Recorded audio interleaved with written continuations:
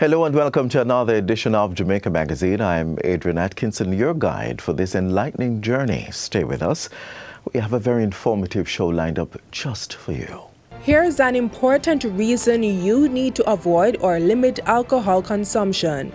The World Health Organization, WHO, indicates that there is research evidence of a direct link between several cancers and alcohol consumption as a major contributing factor. It's being cited as a major contributing fact for cancer of the breast, colorectal, esophagus, liver, mouth, throat or pharynx, and voice box or larynx.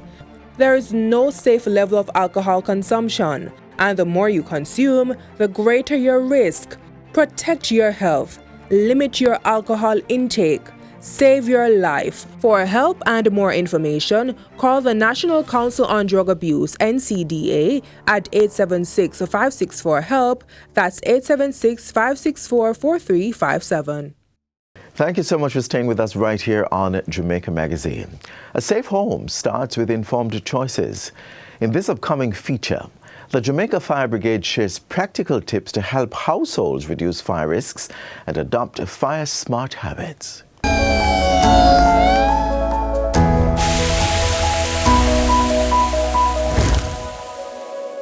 The Jamaica Fire Brigade, JFB, is urging the public to invest in fire-smart technology. As technology advances, there is an increased emphasis on how individuals can utilize these innovations to create safer environments. Employing technology in fire safety not only enhances security, but also significantly reduces the risk of human error. It allows for functions such as automated equipment monitoring for electrical and other faults to be automated. So it can man your electrical outlet and it can tell you when there's a spike in the energy or an increase in your voltage, and it can shut the system down if it detects the power is above what is required, and that can prevent fire from occurring. It reduces the need for human intervention, which facilitated by the approaches of the uses of digital technology, and reduce the exposure to unsafe conditions. The brigade also recommends integrating fire safety systems into existing home security setups at an affordable cost. It's something that we want to encourage people to do, because when you look at the value of what you have in your homes, spending less than 50 or less than $100 to protect that value makes sense. When you have that fridge in your house that you pay over $700,000 for, you have that TV that you spend over $100,000 for, you have your stove and all of these things. When you have these things in your house, you can protect them. Most of these smoke detectors that you can use in your home cost less than $15 per one, and we're talking about smoke detectors which have testing capabilities. Here are some fire smart systems to consider. 1. Smart fire extinguishers. And you might be saying, how can a fire extinguisher be smart? The fire extinguishers that they're making these days, which are smart, if you remove the fire extinguisher from the stand, it automatically triggers the fire alarm system. 2. Smart outlet. Devices that you must run 24 hours at your home, we recommend that you get them connected to a smart outlet. What the smart outlet does, it allows you to be able to turn off the outlet remotely. So if something happens and you need to turn that outlet off, you can just go on your phone and you can turn the outlet off. 3. Smart home hub and assistance. So what we're saying, most of the first aid firefighting appliances that we're talking about now, you can connect them to your smart hub. So if you have a camera system and you connect it to Alexa, Siri, Google Home, the one hub can monitor these, because the way they make them, they are compatible with the major hubs that you have. So you can have one means of monitoring these smart devices. So you don't have to be going into different apps. 4. Smart fire alarm system. These systems offer advanced fire detection capabilities, integrating smoke, heat, gas sensors with real-time monitoring. They can send alerts to building managers. So if you're running a commercial complex, you can tie these to your security company who manage or who monitor your premises for alert. By investing in these technologies, individuals and businesses can significantly enhance their fire safety measures and protect their valuable assets. Don't forget, though, that in the event of a fire, it is crucial to contact emergency services immediately at 112 or 119.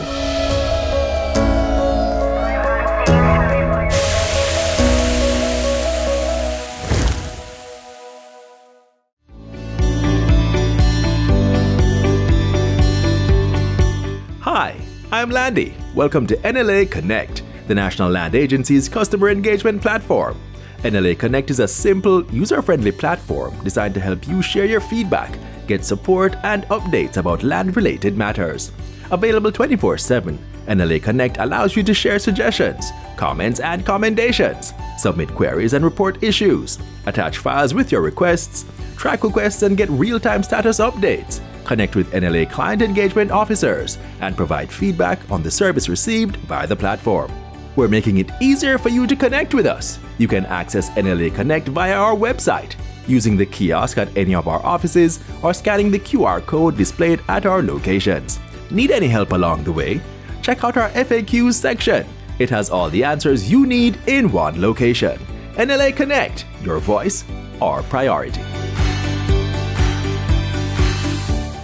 January is often seen as a time to reflect and reconnect to healthier living. In this feature, we look at practical steps Jamaicans can take to lower their risk of non-communicable diseases, showing how small, consistent changes can lead to better long-term health.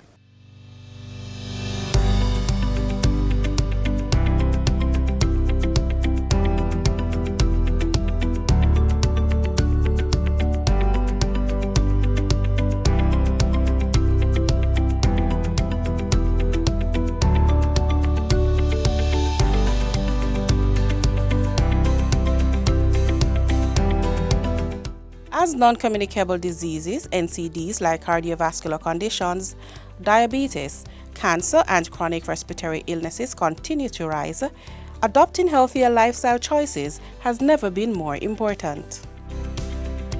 These diseases are often linked to lifestyle factors such as diet, physical activity, and mental well-being.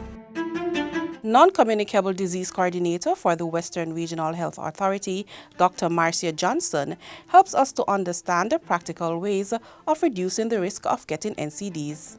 As she explains, there are 4 core habits that can help individuals reduce the risk of NCDs: maintaining a balanced diet, engaging in regular physical activity, limiting alcohol consumption, and quitting smoking. Physical activity and regular exercise in particular is very important in reducing our risk for non-communicable disease. It strengthens the heart, it helps to control blood sugar and lowers blood pressure. It has great benefits for managing your weight, and obesity is also a very strong risk factor for some of these diseases. And so we encourage persons to engage in physical activity. Start small, but be consistent. In addition, rest, very, very important. Being able to manage stress, also very important, and having good relationships with others. When it comes to diet, there are some basic things to keep in mind. Reduce salt, reduce sugar, reduce fats. Increase fruits and vegetables, increase your fiber, and watch the portion sizes, because sometimes even when you are eating what seems to be the healthy things, you are consuming too much of one thing at one time. So we have to also watch the portion sizes. Drink lots of water, and I think if we lean more towards a plant-based diet, having our whole grains, our peas and legumes, then we are on the better road for good nutrition. Mental health is often overlooked when discussing physical health, but one cannot be achieved without the other. And we are seeing mental health issues emerge more and more each day. It happens with our patients, the healthcare providers, the family caregivers. It affects everybody. And so in order to manage stress, some of the things that we can do is learning how to prioritize, learning how to be more organized for efficiency, staying connected with loved ones, taking breaks when you need. We have to get sufficient rest. Some people do deep breathing exercises that is helpful in just calming you in the moment when the stress is on and the crisis comes. Just take deep breaths. Prayer works, or meditation for some persons. That is also very useful. But the truth is, we have to learn how to balance. And one of the hardest things is to be able to say no. We have to learn how to say no and when to say no, because there are some things that just have to be put aside in order for us to cope with what is happening. And guess what? If you're feeling overwhelmed, if you find that you are not managing, it's okay to ask for help. Another key aspect of managing health is regular screenings. The Ministry of Health has launched this Know Your Number campaign, and it continues to bear fruit. We want persons to at least know your blood pressure status, your blood sugar, your body mass index, or we call BMI, which is the ratio of your weight to your height. And we also want you to do your blood cholesterol checks. But in addition, we want women to ensure that they have a pap smear done, they have a breast examination and or mammogram done, and for our men to do their prostate check. By staying on top of these basic screenings, individuals can catch potential health issues early and to take proactive steps toward prevention. We have to start out by setting realistic goals. Setting realistic goals, finding a way to track the progress. We have to find a support system. We can't do this thing alone. So whether it is a colleague, a family member, or just a friend, get somebody else to be along with you. Aim for progress and not perfection. And listen, if you fail or if you fall down, don't stay down. Start again. Non-communicable disease is a real thing, and we're seeing it happening in younger persons. We're seeing cancers occurring in younger persons. But the way to reduce our risk is by engaging primarily in 4 healthy habits: eating healthy, increasing our physical activity, avoiding alcohol, and quit smoking. And in addition, the rest, relaxation, recreation, and prayer will help us along the way. Adopting healthier habits is not just about preventing illness, it's about creating a sustainable, fulfilling life.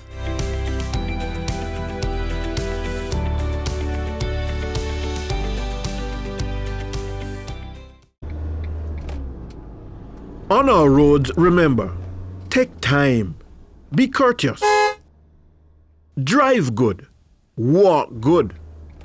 Don't drink alcohol and drive. Don't drive tired or sleepy.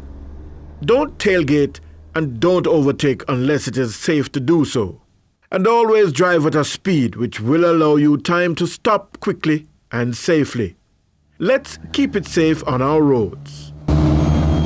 A healthy smile is more than just good appearance.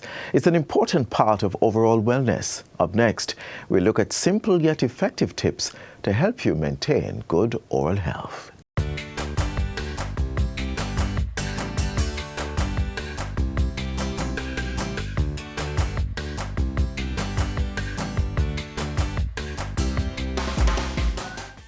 Dental health is really important because the mouth is the entry point of nutrition in our bodies. And if it is not functioning properly, then we run the risk of not getting the correct nutrition. Actually, we refer more so to oral health these days than dental health. If we have bad teeth that impair our ability to chew properly, then we will tend to keep away from certain food groups that could be challenging to chew.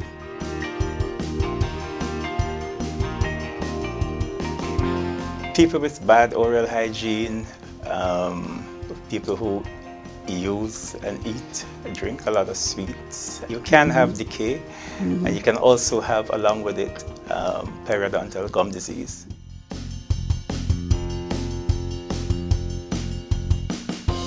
You know, the big one that jump out at me is periodontal disease, gum disease. That is when the gum begin to be bleedy, sore, puffy, and just generally uncomfortable. It carries some social consequences, bad breath, and you tend to lose self-confidence. It's so important to have a consultation with your dental personnel, whether the dental surgeon or the hygienist, who will be able to diagnose the needed treatment for such a condition.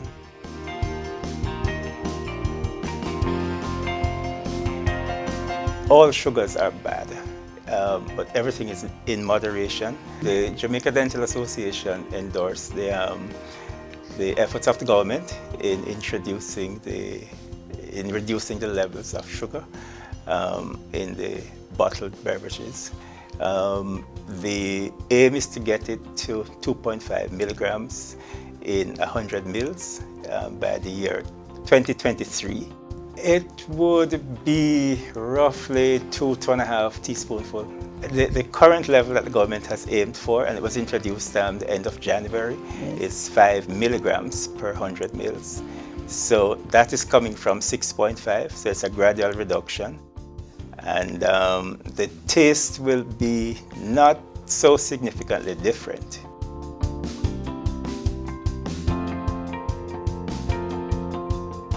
As a dentist, I recommend the soft, but I'm aware that a lot of patients tend towards the harder ones. It does some damage by cutting a little line at the neck of the teeth, just where the teeth meet the gum line. So we recommend the soft toothbrush. It's really important to begin by putting the brush on the gum. A lot of people avoid the gum because they tend to think that it makes the gum bleedy. It's the exact opposite. It is as a result of not brushing the gum why there is some amount of bleediness. And you should brush in the direction of growth. The top ones, you brush them down in a circular motion, and the bottom ones, you brush them up, covering all surfaces. Don't forget your tongue and, as I said before, the gum itself.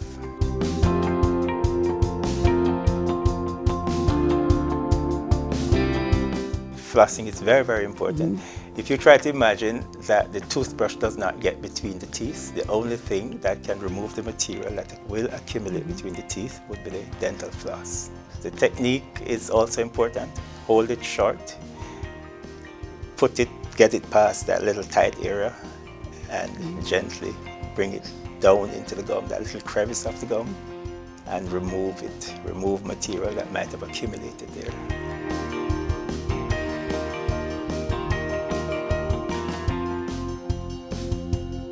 And we recommend 6 monthly checkup. If you tend to be prone to decays, we would really like to see you every 6 months. If you have been checked and you are pretty much okay, a yearly visit would be adequate.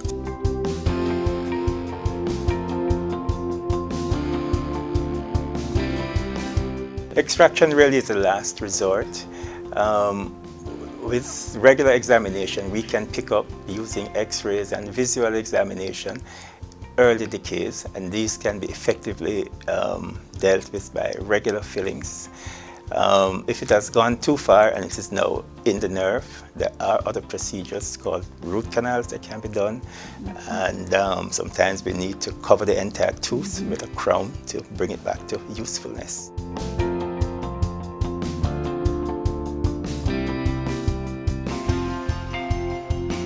If your teeth are malaligned, just not aesthetically pleasing, or are causing some kind of effect on your body, then they should be straightened.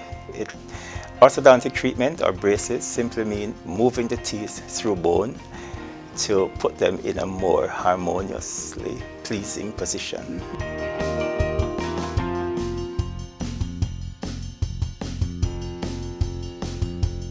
It's important because you are moving teeth through bone, and the harmony between the joint, Yes. the soft tissues, and the teeth must be respected. Not respecting it can result in pain in the joint, headaches, and just a general sense of discomfort in your mouth. It's important to visit your dentist regularly and without fear, because with new technology, and we now have many new dentists in our system, where it's not difficult to get an appointment to see a dentist on a regular basis. There's always a needle, but outside of that, there's absolutely no pain.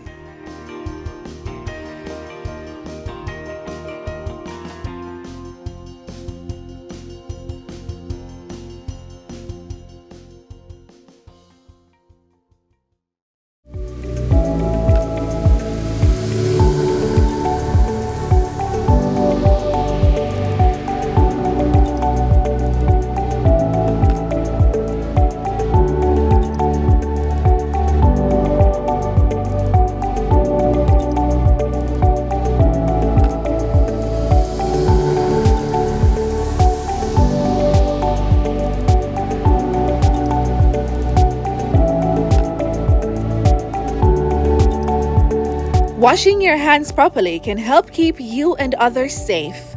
Remember to wash often, especially before eating or touching your face.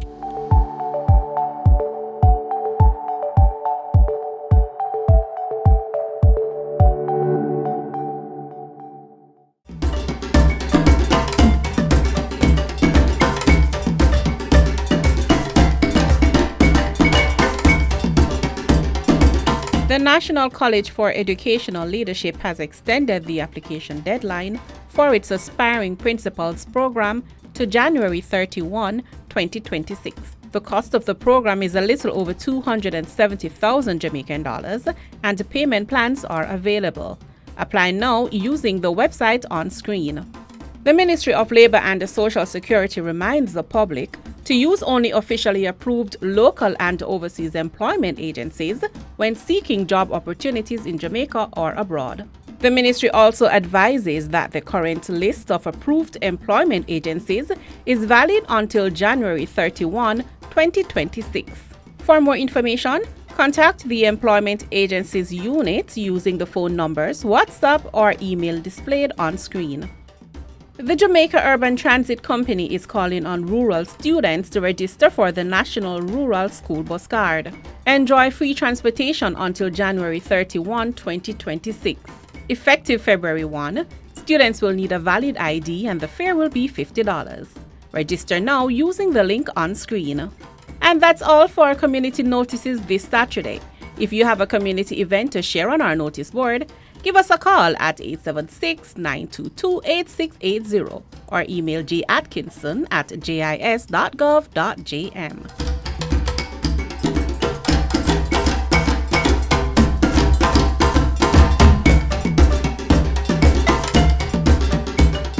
At certain moments in life, families are required to navigate important legal processes during difficult times, like death. In this feature, Tamar Blake of the Registrar General's Department explains the steps involved in obtaining a death certificate. Death, the inevitable end of our life's journey, is often accompanied by not only grief but a myriad of other challenges. Let's explore the process of obtaining a death certificate for our dearly departed.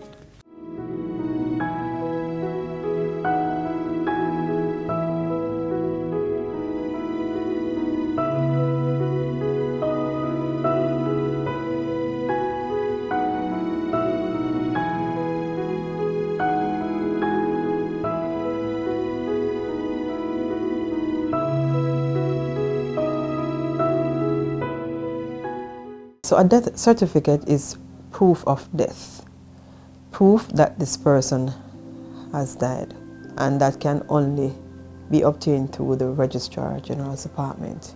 A very popular trend I see is that some persons obtain the medical certificate of cause of death from the doctor, and they tend to say that they have the death certificate. So the death certificate is an official copy that is provided by the RGD. This document is quite important in settling a range of afterlife affairs such as estate settlements, bank settlements, whether it is coming from abroad, whether it is going back, insurance, indemnity plan, you're selling the house, you're selling the car, discount on the airfare, time off from the job. Yes, you're going to need a death certificate for all that. But how do you go about obtaining this essential document? Let's break it down. So if it's a natural death, you definitely need the burial order or the information from the burial order. The most critical piece of information that you'll be asked by the Registrar General's Department is for the registration number, the entry number. That number is a unique identifier that identifies the deceased. So the date of death will be important, the place of death will be important, the deceased's correct name, not alias, not pet names. If the person dies at home, of course, you need to call in the police to inform the police that this person has died, so they can come in to do their investigations to make sure no foul play is involved. And then, of course, they would have asked you to go to your medical practitioner if they were attending to that practitioner within the last 3 months. Once you obtain that document, take it to the RGD, you'll have the death registered, and then from the death registration, you'll be issued with a burial order. For violent or sudden deaths, the registration process is a little different, involving both the police and the coroner, who would conduct a post-mortem. From that post-mortem, a Form D document is prepared. That Form D document is submitted to the coroner, for the coroner to sign, and then return it to the police officer. That is a document we use to do the death registration once it's a sudden or violent death. Once all the pieces are in place, you are ready to embark on the final step, processing the death certificate. But what will this cost? If you have the entry number, you can apply online and pay using a Visa debit or credit card. The processing times are 4 to 6 weeks with a cost of $1,500, 7 to 10 working days for $2,500, and 3 to 4 working days for $4,000. Each extra copy costs $500. If the entry or registration number is missing, a search can be done online for $250, taking up to 5 business days. It should be noted that death certificates can be obtained by any interested party. There are instances where we have persons coming in to do the registration, and they are of the impression that because I did the registration, I'm the only person who can apply for the death certificate. No. Any family member, any friend, any folk can apply for the death certificate because it's a public record. As with any journey, bumps in the road can appear. In this case, it's often discrepancies in identity that cause the most trouble, especially for older individuals. Differences between the names on medical records and birth certificates can throw a wrench in the works, delaying insurance claims at the worst possible time. While death is inevitable, ensuring a smooth process for those left behind is something we can control. By understanding the steps to obtain a death certificate, we lighten the load for our loved ones during a difficult time.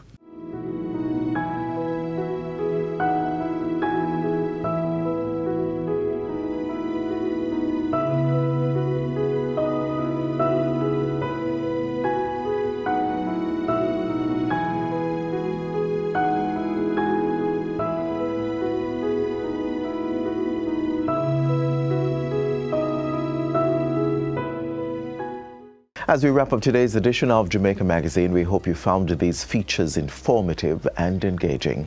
Let's stay connected through our website at jis.gov.jm and on social media. On behalf of the entire production team, I'm Adrian Atkinson. Have yourselves a great weekend. This has been a production of the Jamaica Information Service, the voice of Jamaica.